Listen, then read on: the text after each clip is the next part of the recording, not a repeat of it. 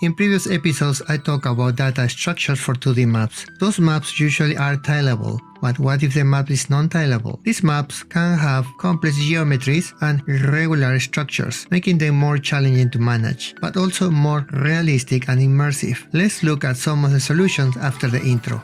Welcome back!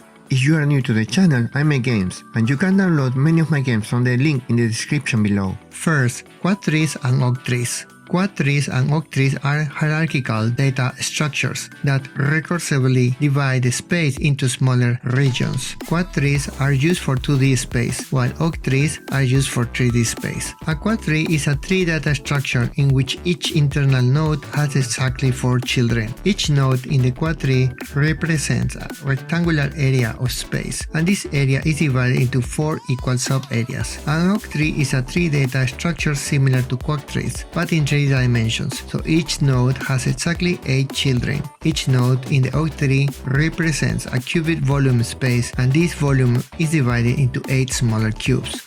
Second, binary space partitioning trees, or BSP trees for short. BSP trees are used to recursively subdivide space into a convex set of hyperplanes. This structure is particularly useful in 3D environments for rendering and collision detection. BSP trees divide space using planes in 3D or lines in 2D, commonly used in indoor environments like buildings or dungeons, efficient for determining visibility and handling complex geometries. It's very useful for static environments, but less efficient in dynamic scenes that will require a recalculation of the BSP trees. Third, k-dimensional trees or KD trees. KD trees are used to partition space into k-dimensional regions. They are particularly effective for spatial searches and range queries, useful for nearest neighbor searches and spatial indexing, commonly used in point cloud data and spatial databases, but is very complicated to update if the environment is dynamic. KD trees are very effective for finding nearest neighbors, enemies, or resources. The main difference between KD trees and BSP trees is that the partition of each node is fixed and arbitrary in BSP trees, while in KD trees is dynamic. While KD trees and BSP trees share the concept of spatial partitioning using binary trees, they are tailored for different types of spatial data and applications. KD trees are more suited for organizing and querying multidimensional point data,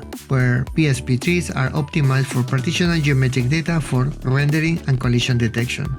Fourth, voxel grids. Voxel grids divide the 3D space into uniform grid cells, or voxels. Each voxel can represent a volume element of the space, making it useful for volumetric rendering and physics simulations. Think about Minecraft. Voxel grids are simple and straightforward, using a 3D array, suitable for volumetric data like smoke, water, and terrain deformation. Easy to implement but can consume a lot of memory for large spaces. Fifth, navigation meshes or nav meshes. Nav meshes are used to simplify the representation of walkable areas in 3D environment. They are particularly useful for AI pathfinding. Nav meshes consist of interconnected polygons that represent walkable surfaces, efficient for real-time pathfinding and AI environment, commonly used in games to navigate complex terrains. Sixth, spatial hashing. Spatial hashing maps 3D space into a hash table, allowing for efficient spatial queries. It is particularly useful for scenarios where you need to quickly determine which objects are near a given point. It is often used for collision detection and proximity searches. Spatial hashing typically takes the x-y coordinates and produces a unique hash value. It's efficient for large dynamic environments used in physics engines and simulations. So I hope this gives you an idea of the different ways non-tileable maps are handled. And that's it for today. Let me know what you think in the comments below. If you want to support my work, please click like and subscribe and click on the notification bell so you do not miss my next update. Thank you so much for watching my journey. See you next week.